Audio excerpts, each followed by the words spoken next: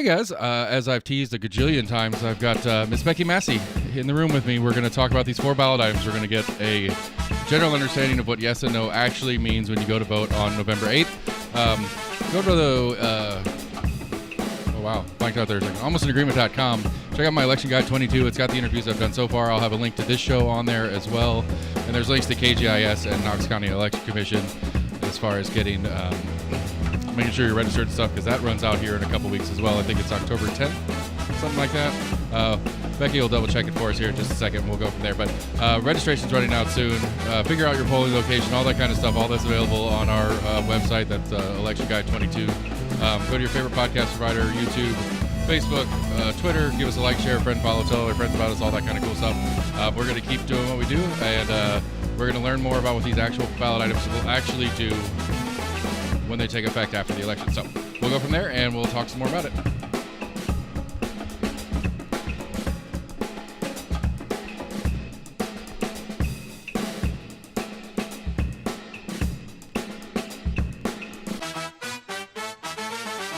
All right, Becky Massey, everybody. She is my state senator for District 6 here in Knox County. Had her on a few times for a few different things here and there. One of the more requested ones was last summer. You and I did a session review show and had a lot of people that told me that they really liked that one, and we'll have to maybe do that again next summer because we're a little too late for this last session's run through. So we're here for ballot items. You're not in the election this time. That's part of the reason why I wanted to come to you with it instead of going to some of the people that are either running to keep their seat or even running for the new seat. So somebody that's got a little bit more distance from what's going on. So we have 4 ballot items. And we talked pre-show that I was thinking it'd make more sense to go backwards. Go ahead. Why don't I talk about how something gets to be a constitutional amendment, how the process works? I know the answer to this because you taught me about it. Okay. So if someone proposes a constitutional amendment that they would like the citizens of Tennessee to vote on, it has to pass through 1 2-year General Assembly by a simple majority. Then the next 2-year cycle, it has to pass by a 2/3 majority. And then at that point, it would go on the ballot the next time the governor's on the ballot.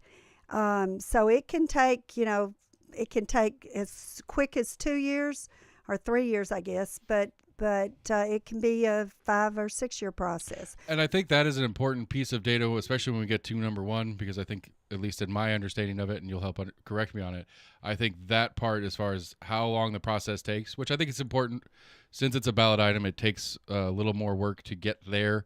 But I think especially for some of the timing things, and I think, to me, my understanding of number 1 is it's more about timing than specifically changing things. But we'll get there in a second. And then the third step is it's on the ballot, like it is here this November. Mm-hmm. And it has to get more yes votes than no votes. And then it also has to get, you add up all the number of votes for the governor, whether it's for Governor Lee, their opponent, any write-ins, the total number of votes in a governor's race, and you divide that in half, and you add 1 to it. And so for a constitutional amendment to pass, it has to get that 50% plus 1. Of the electorate of that gubernatorial ballot race. Yes. See, I don't know if I knew that last part, because that's an important step. So yes, that's a pretty high bar. I'd be curious because I guess it's lower. With the governor part of it, it's a little less than half per se, just because we have these number of independents going, and so it's theoretically you could have we got 8 governors on this ballot or something like that. I've lost count. So yeah, we have a number of independents. A couple of them coming out of Knox County as well. I mean, 1, 2, 3, 4, 5, 6, 7, 8, 9, 10. We have 10. So it's plus all the people that write in your name. Yeah, I mean, right. Well, no, they're supposed to write me in for 18. Not that I have a particular want for 18. It's just I'm actually eligible for it and stuff like that. But yes, you can write in Lord Seth for anything you want to on the ballot, and that'll. So they total all that together. Right, and then but plus 1, so it's got to be one more votes to say yes or no. To say yes. Well, to say yes, yeah. Above the number of total votes the winning governor gets. So it's important for people to vote on the constitutional amendments. Because it's, it's just they've got to get enough votes, whether you want to vote yes Right. or no on them. But it is very important to vote on them. And so if it doesn't hit that standard, it's assumed no. Okay. It doesn't pass. Right. And so if I will just throw in making numbers up, I'm sure somebody out there, Chris Davis, could probably correct me on the history of it. But if in the state of Tennessee, just for simple math, 1 million people vote in the governor's race, 500,001 have to vote. If 500,000 vote for, we'll say Constance, because she's one of the local ones, and Constance wins the race at a complete perfect 50%, 500,001 have to say yes to change the constitutional item. Yes, and it doesn't matter who they vote for governor, Right. but it's whoever it's wins the governor race, 501,000 have to vote for that constitutional amendment. Vote yes for it to one pass. more than whoever the winner gets for governor. I think I get it. So if you had 100 people that vote totally for Easier governor, numbers. then you need 51. Right. Okay. I think I get it. Okay. All right. So now we've got the baseline there. Right. And so we get down to the brass tacks of the 4 that we have. Number 4, as it reads, Chris Davis, and if anybody wants it, it's on the Knox County Election Commission website, which there's a link on our website to that as well. But number 4, as it's going to read to everybody on their ballot, and we're going to go backwards because for the audience sake, I think number 1's the one that has the most discussion to it. I think it's the most complicated one for sure, as far as the different moving parts and pieces of it. So we're going backwards for everybody listening as well. So number 4 is, this is how it reads. This amendment would delete Article 9, Section 1 of the Tennessee Constitution, which prohibits ministers of the gospel and priests of any denomination from holding a seat in either house of the legislature. And then the question is, shall Article 9, Section 1 of the Constitution of Tennessee be amended by deleting that section? Seems pretty straightforward to me. The yes or no here is if you are if you are the priest of a chapel under current Tennessee Constitution, you are not allowed to hold legislative office. Well, I tell you, there's a little bit of history there. That's been ruled unconstitutional by the U.S. Supreme Court. Okay. So it's kind of null in there anyway. Right. And there have been ministers once the Supreme Court ruled it unconstitutional. Okay. So for the it's sake basically this is cleaning it up to get it in line with federal law. Right. And so for the sake of okay, so let's go back to a little bit of the structure conversation. When, let's say for number 4, for example, it gets the required numbers of yeses to pass, when does it actually take effect? I think basically immediately. Okay. And so, I mean, it would be too late for anybody running for this cycle anyway, obviously. But, so on November 8th, we all say yes because so then on 9th, when it takes physical effect inside the state, nothing functionally changes because it's already federally unconstitutional to prohibit somebody because of their faith profession. Correct. From holding office. So, correct. So for the lack of a better term, it's getting the state constitution caught up with the federal constitution, but functionally no change on the other side. Correct. Okay, number 4, check. That one was easy. Number 3, moving on.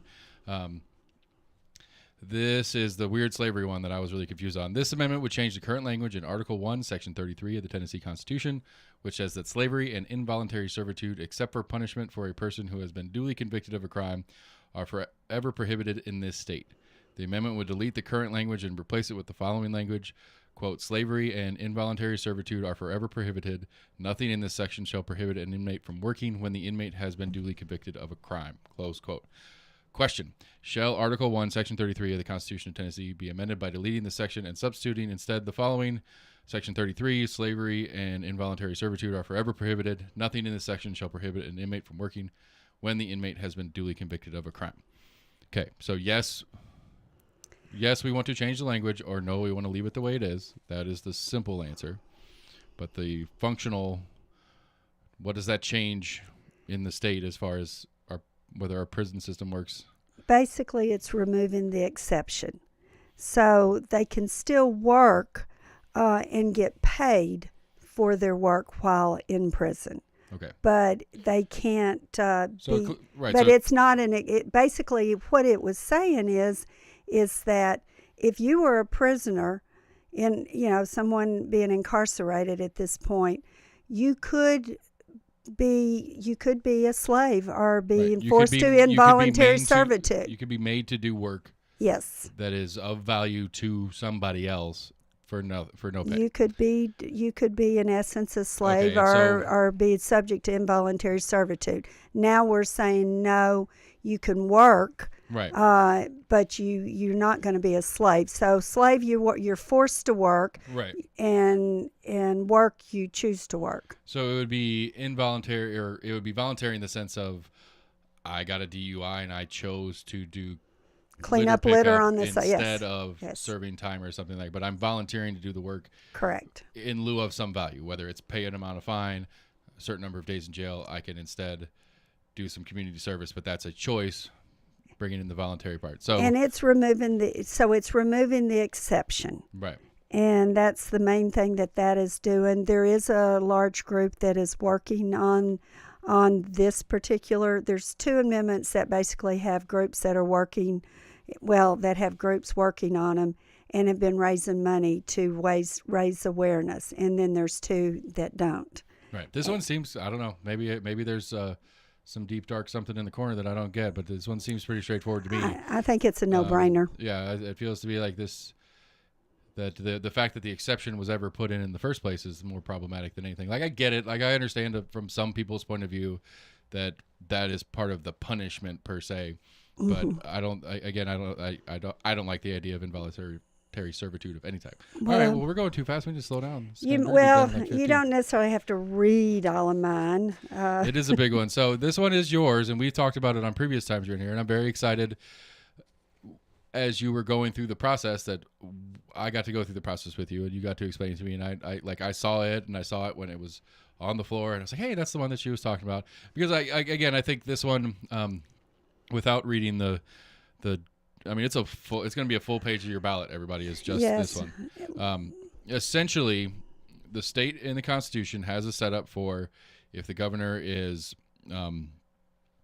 just a simple surgery procedure for the day. There's a handoff process because he's out or whatever, and if he actually gets killed or something like that, there is a transfer of power process. But we don't have a process if currently Governor Lee was to get very ill and be incapable of doing the job, but not necessarily for a long term, and being unclear in that weird middle area. Is that a decent layman's version?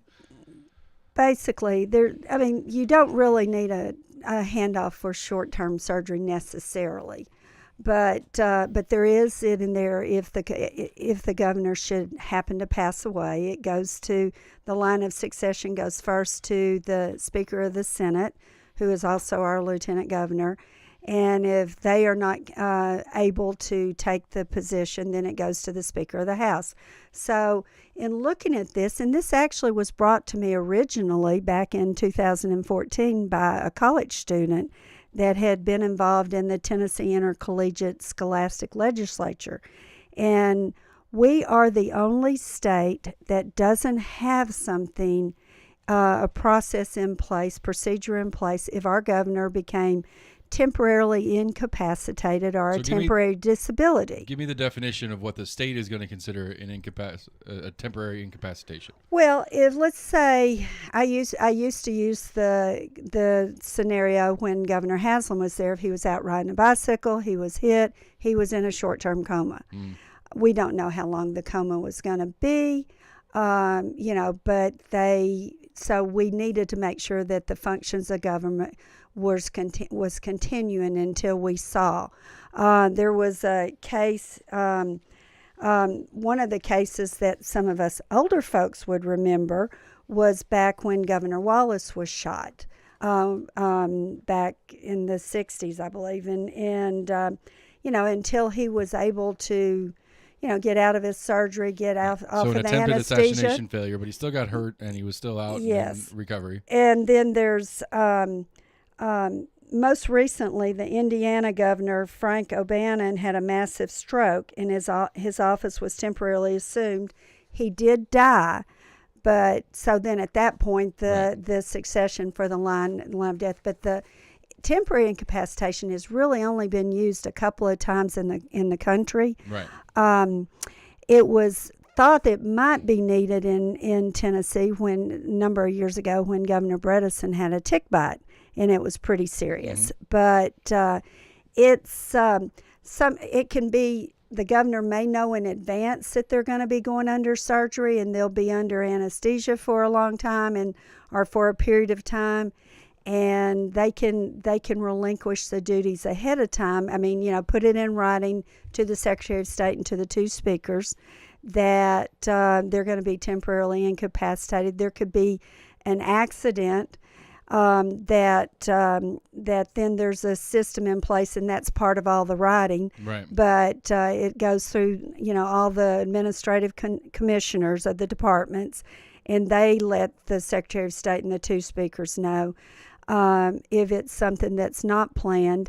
Also, if you had somebody that was, I guess earlier on when Governor Blanton was in, if the selling pardons happened sooner in his reign, in his tenure in office, they could have felt there could have been a mental illness or something. So there is a possibility that's probably the least possible scenario, basically. To me, that would be my concern in the bigger picture of it, is that it becomes a political tool to say, I don't know, the party that's not in power as the governorship brings question to their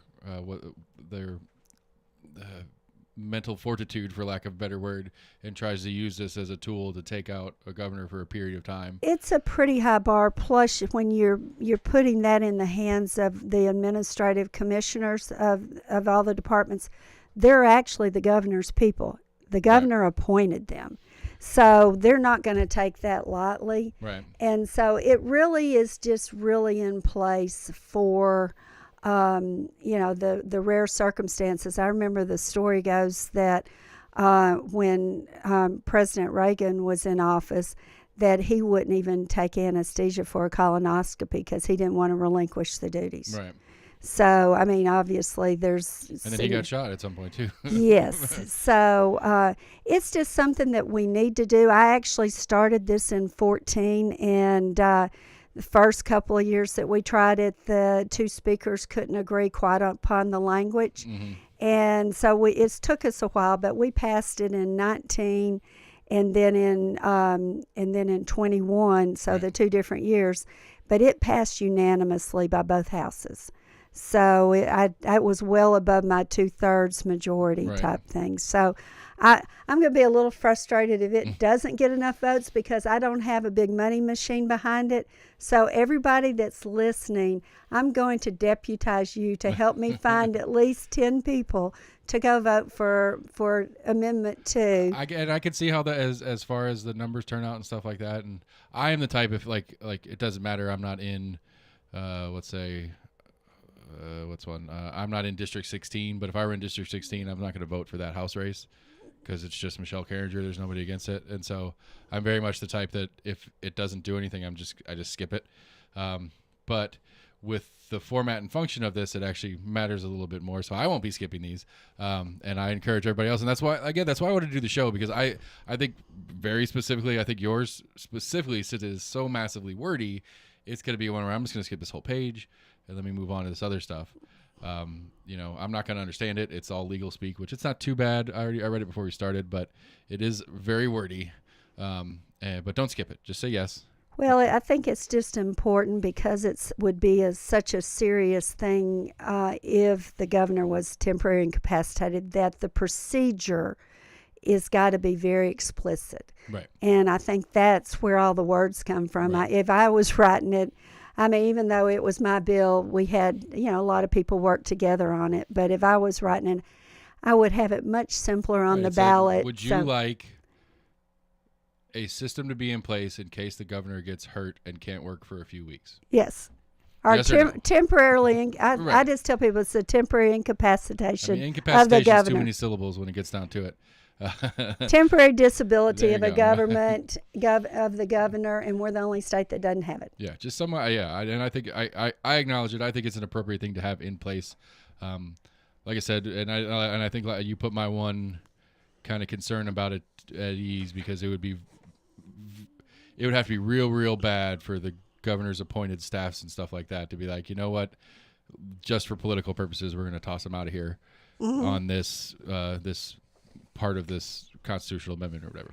All right, so number one, which I think is the big one, there's, like you said earlier, there's a significant amount of money rolling around of people pushing for and against amendment number one. There's been a billboard downtown for, I mean, it was midsummer. It was in there. It's like, I called Chris Davis. I was like, they're not doing a ballot item on this August election, are they? I thought that wasn't how it worked. He's like, no, they have to be in November. But they were starting early on this one. So, constitutional amendment number one. Summary: this amendment would add a new section to Article 9 of the Tennessee Constitution to make it illegal for any person, corporation, association, or the state of Tennessee or its political subdivisions to deny or attempt to deny employment to any person because of the person's membership in, affiliation with, resignation from, or refusal to join or affiliate with any labor union or employee organization.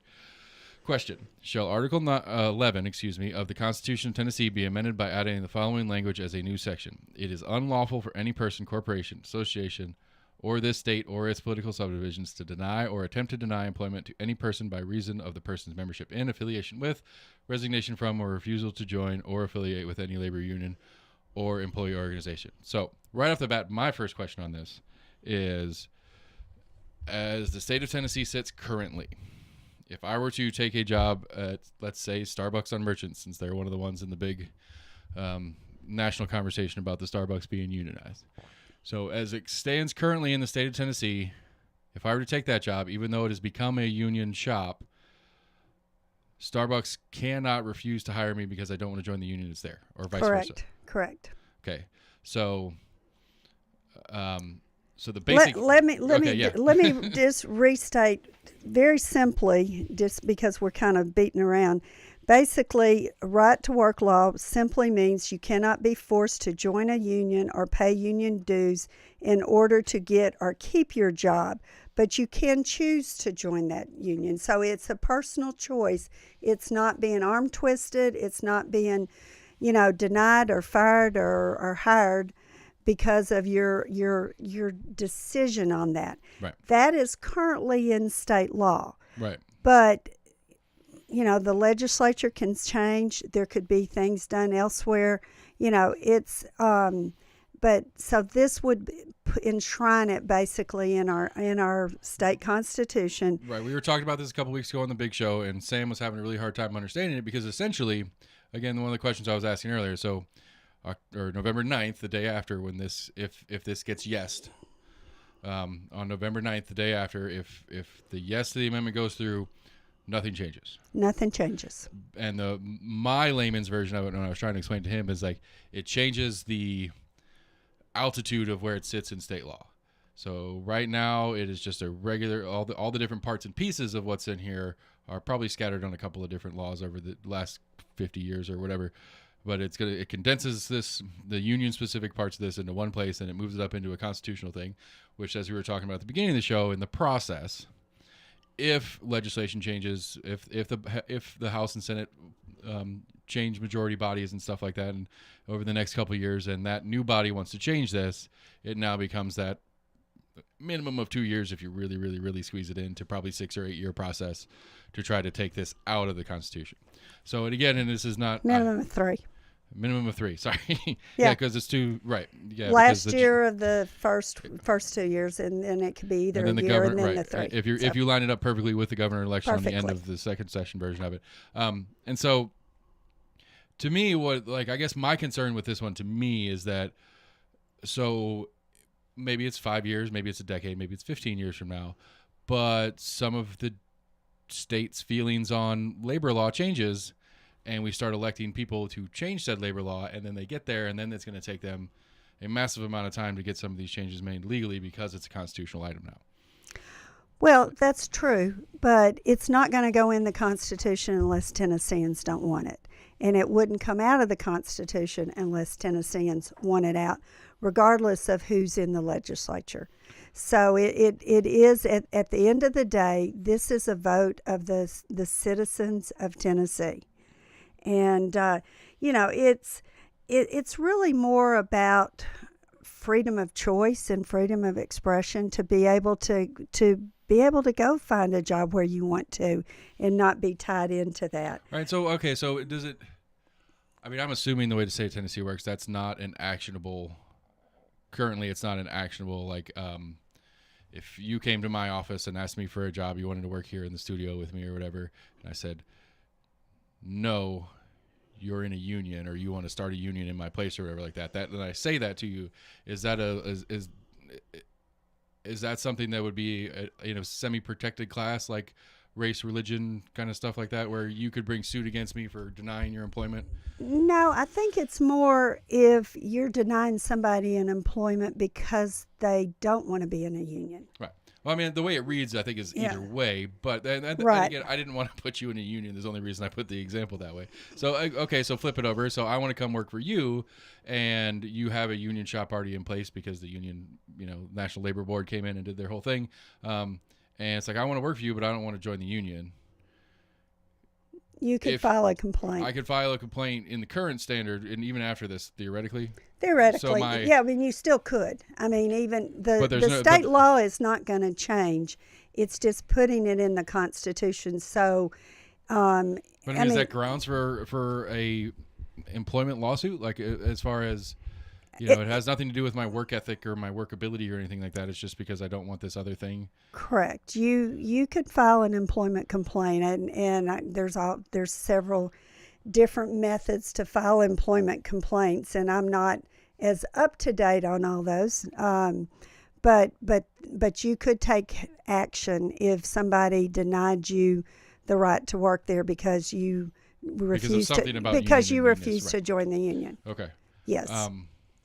But that doesn't change this on the other side. That's just one of the little sub-specifics that's at play that was floating around my head. And if it overwhelmingly got no votes, it still doesn't change it. Right. It would send a message, but right, it doesn't change it. Right. If you're paying attention, it's not right. It's not functionally changing anything, but it's certainly going to change some Yes. things that go on here in January for people to try to keep their jobs in the future election cycles and stuff like that. Because again, I don't know. I have a very complicated relationship with unions personally, as far as trying to understand the value to them for the employer, the employees, the community at large, and stuff like that. But I think I don't know. I struggle with this one just because of the timing thing. To me, it feels like one day the Republicans know they're not going to hold the House or the Senate, and when that day comes, if that new class of Democrats or some crazy third party, because I'm a third party guy anyway, some crazy third party comes in and takes over Tennessee government, that it's going to make it a big, long process for them to get out of some of these, any constitutional item, obviously, but this one specifically, just because it seems to be more of a simple party line in the current format. But truthfully, I think it's still, to force somebody into a union, to me, it just doesn't sit right. I mean, now there's a lot of people that are trying to confuse this with employment at will, which Tennessee is, and that's just in state law. And basically that means somebody could be fired for any reason, right. And so they're saying that if this passes, that means they can fire you for any reason. That's in state law. Well, no, that's not true. That will not, that's not putting employment at will into, okay. You see what I'm saying? Yeah, some of it could take a specific complainable thing out of an at-will conversation, but it's not putting at-will as the long-term. All it's doing, like say, is saying you don't have to join a union if you don't want to. It can't be a condition of employment. Right. And so it really is fairly simple. It really shouldn't make any difference for, if organizations or businesses wanted to unionize, if they have the right thing in place and they sell their employees on it. But they've got to, say this is a good thing for us. But I think the fear is you take a shop again. We'll just stick on. We'll keep picking on Starbucks for now. It's young and whatever right now in the union process, but say 10 years down the road, it's been a union shop for a long time, and a company like Starbucks, who at least from national conversation about it doesn't seem too keen on going unionized in all their stores. They just start hiring people who don't want to be part of the union, and then at some point, the union could still exist. It's just not there because none of the employees work there anymore. But it does protect union members that want to be members of union, that so they wouldn't be fired because they're a member of the union. Yeah. So it really protects both sides of the equation. And so hold on real quick. So in the state of Tennessee, if I decided to form a union at my employers and started agitating for and organizing and doing all that kind of stuff, if my employer fired me because I'm trying to start a union there, that is actionable? And that's federally actionable. Yeah, I mean, right. It would be under that, but I'm just saying, if you were a member of a union, right, they couldn't fire you just because you're a member of a union. Now, if you were a lousy employee, maybe. Right. But well, it goes back to the standard. To me, the right to work, the lazy way to explain right to work is just don't tell them why you fired them, and then you don't have to worry about it. Yeah, I mean, I still think, as someone that ran a nonprofit here when I was at Sir Thomas Center, even though it's an employee at will state, we let our employees know why they were being fired. Right. If they were being fired. And they pretty well knew anyway before we even got to that point. But I mean, almost every industry is having trouble finding employees right now. Right. So we don't need to put restrictions, and this really frees up the restrictions, actually. It makes it almost neutral. And when it really, at the end of the day, your right to work states, the statistics from those states, there are in-migration states. They have, lower individual tax burdens. Right, because there's no argument. That's actually, I was going to ask you that question when we got off, when we finished this, and just a couple of off-topic questions before we call it a day was, is there info from the state on how many people are moving to Tennessee and then subsections of Tennessee? Because I will argue that the census is way short, just because of the timing with the pandemic and all the craziness of the census, that I think the census is way short of what was already happening. And I think we've blown up past that. Are there any numbers? Is there anybody talking about how many more people are continuing to move in? Oh, I don't have those in front of me, but they are definitely, we're definitely, no. Most of the people are moving to Middle Tennessee area. We're getting enough growth in Knoxville. I think it's about 16%. Rutherford County, I think, is growing by about 50%. Oh, that's Murfreesboro, right? Yes, yeah. Murfreesboro. Yeah. But it's that increases our tax base. It increases. I mean, it puts stress on our infrastructure, but it does increase our tax base. So we've actually been able to give back to Tennesseans in the last 11 years $2 billion in tax decreases. That's because we're growing our economy, and we're moving all those people to Middle Tennessee. That's good. If that's the continuation of the combo, I'm good with that. Because right, and then we can make even more money and give even more money back when we get some sort of legal weed in this state. I know where you stand on it. We've talked about it before. Yeah, parts of it. I'm good with medical cannabis, so I'm there. I get it. So that's halfway. That's halfway there. That's further than where we are. I almost had it passed 2 years ago. Well, I mean, that's what's so weird about this whole thing. Is so. Actually, I had it passed in the Senate. We just hadn't had a floor vote on it. But we had it was I don't remember the Senate number, but it was House 1957, I think it was. I never remember. I don't even remember my own bill numbers. Well, it was one, as a constituent, and this frustrates me, and I don't know if this is something that you need to pass law on or not on the way they do it. I don't like these placeholder bills. I don't like the premise of it. I don't necessarily understand why you have to have everything presented day one and then adjust as time goes. Why couldn't middle of February be like, hey, this became an issue. I want to add this to the calendar. I guess maybe so that we don't have 10 million things added to the calendar over the year.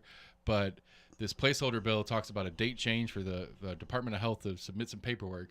And then on the other end of it, it's a full ban on any hemp or CBD products in the state. Yeah. By the time I got to one of its subcommittees or something like that, drives me crazy because I want to understand what's going on, and it's hard. Right. It's really hard. So, quick review, just make sure we got this right. One is the right to work thing. And 27 states are right to work states. 27 states are right to work states, and so yes is going to. Again, it doesn't change anything. So come November 9th, it's not going to be some whole different change in how you interact with your employer. It's just makes it so that it's again, like my analogy for it is it raises it up in the altitude of law in the state of Tennessee and makes it harder to change in the future. Number 2 is Becky's, what do we do if the governor is temporarily incapacitated? We do what was obvious to do. We just now have it structured in writing. So, because we're one of the only states, I would say? The only state that doesn't have the procedure in place. So this just clears up that procedure. So that's that one. Number 3 is any sort of slavery or involuntary servitude is now and forever prohibited in the state. And then number 4 is correction to get us up to date with federal with federal constitutional rights of people who want to hold office. Regarding ministers and priests, and right, because that was a weird one. We went and we were reading the state constitution about it, because somewhere in there very clearly it states that it is against the law for the state to administer a test of faith or something like that for anybody seeking office. But then either before that or after that, as we're reading through it, it says you can't hold office for a priest or minister. It's like, well, you can't ask, at least according to that other one. Yeah. And so, again, it's a cleanup thing, I think, if nothing else. So, and to be perfectly transparent, I'm voting yes on all 4. Okay. So, just, I think they're all good. I've got to put some more thought into one. Like I said, it's fine. It's a big and a complicated one. I think I absolutely think number 3 is important. I think that's tip top of the list. I hope you think number 2 is important. Any version of it, any version of slavery and involuntary servitude is other than parents to their kids. There's no other. That's the only exception to any sort of slavery that there should be. I think number 2 is important too, just to get it on the books. I mean, number 4, I don't know. I get it. I will probably vote yes for it, just because it's just a cleaning up of the books long term. But yeah, I think I agree. I think number 2 is important to have that clearly defined. Hopefully, never need it, but when we do, it's there. But yeah, I think number 1's the one to talk about. I think number 1's the most impactful, but not really. Again, like, it's not going to whatever day it officially takes effect. If that is November 9th, nothing. The ground's not going to come swallow people up that want to be in unions or anything like that. It's everything more or less stays the same. It's just the longer term that we as Tennesseans are so passionate about this, that this needs to be something that stays and sticks around for a long time. Correct. Cool. All right. You want the dates on? You have to register by October 11th. October 11th. I said 10. I was close. You're close. Early voting is October 19th through November 3rd, and election day is November 8th. November 8th. That's Tuesday, and you can register online. You can go. If you go to the Secretary of State's site, which is tn.gov/SOS. There's links there to register. Yeah, you can get that through Knox County Election Commission too. They'll link you through all that too. That's knoxvotes.org. Yeah, and so just for everybody's sake, because it's not the first Tuesday, it's the first Tuesday after the first Monday. Correct. Election day, and that's why it's going to be on the second Tuesday, because it's November 1st is this is the latest it can ever be. Yeah, it's it is. Yeah. Because there's no other way to do it, because the first is a Tuesday. But it has to be after the first Monday, so that 7th is the first Monday, so the day after. All right, that was quick. I figured we'd spend hours on this, but oh well. Anything else going on that we need to know about?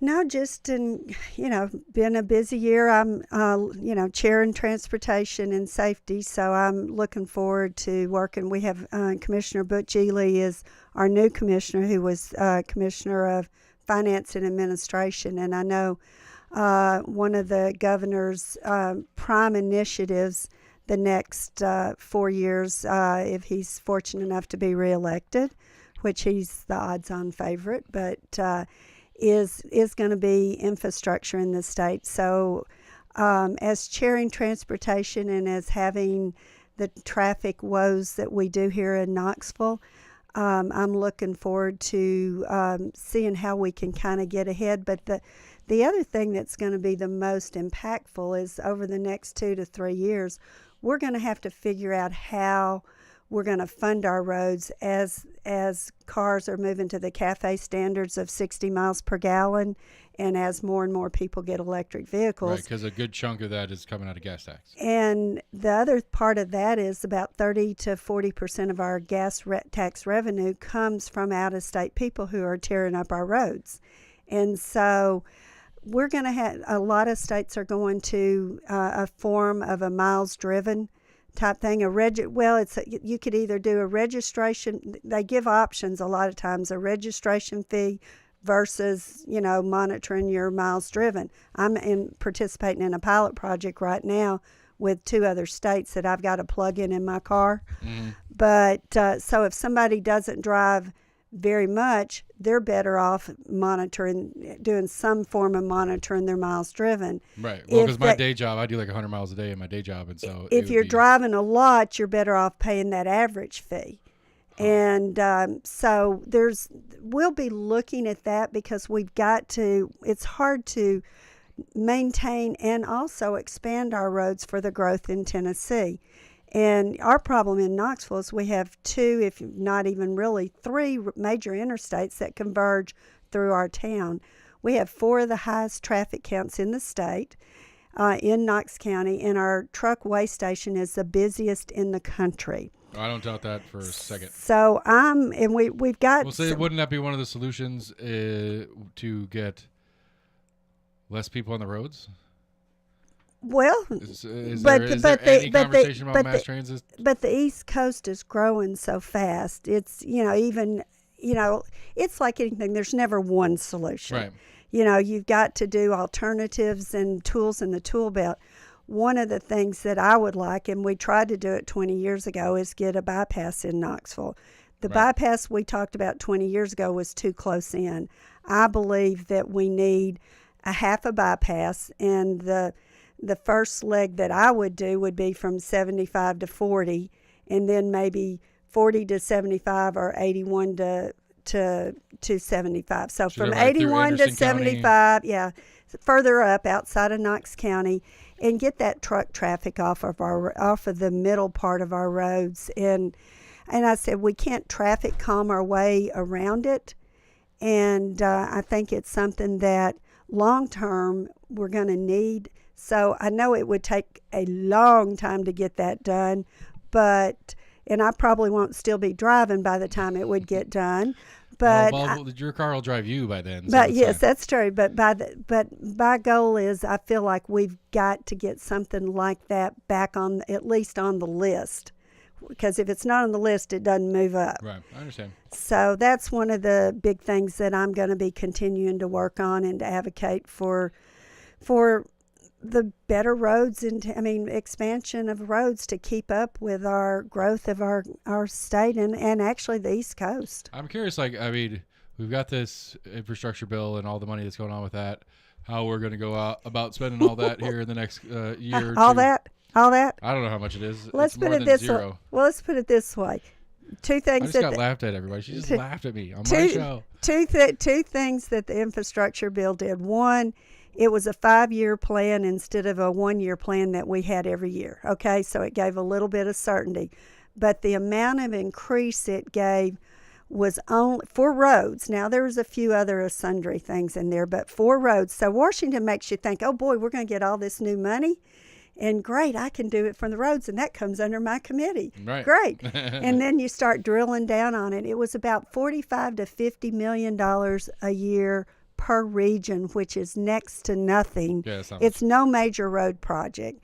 And by the time you filter in the inflation and the increased cost of building roads right now, it's probably nothing. Right. It's negligible, and at the end of the day, we're not turning down extra money, but it's still not near what the hype was over it. Right, I follow. That's why I was laughing. It's fair. I get it. I get it. I know I don't understand these things, and most people don't either. And I think that's normal.